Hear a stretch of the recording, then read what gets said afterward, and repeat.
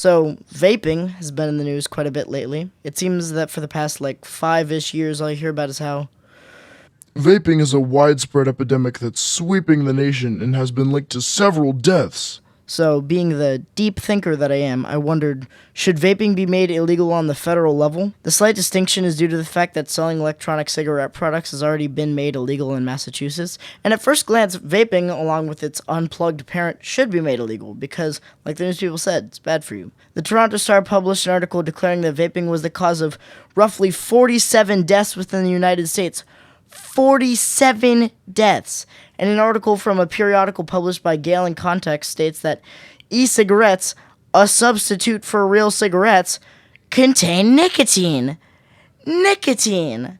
And between the 47 deaths and addictive chemicals, vaping just needs to be stopped, except that an article published by the Washington Post in 2015 states that cows kill roughly 20 people a year, so in the time that it's taken vaping to kill 47 people, cows have killed twice as many, and despite what some lawmakers want, cows aren't going anywhere.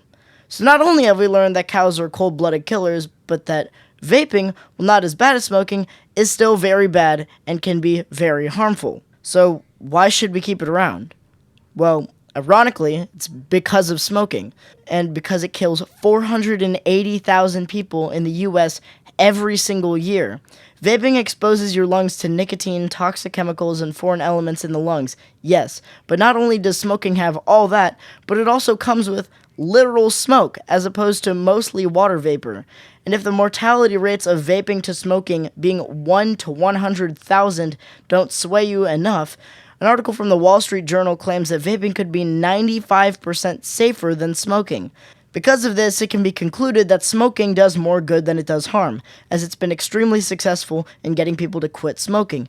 USA Today reports that adult smoking is at an all-time low at 14% of adults within the U.S., while an article from the St. Louis Post-Dispatch from 2016 reported that the percent of high school smokers in 2016 was at an already all-time low of 15.8%, while a recent article from the Wall Street Journal reports that in 2019, the rate was half that, at 7.6% in 2019. So, vaping is clearly safer than smoking, and it's clearly done its job of getting people to quit smoking very well.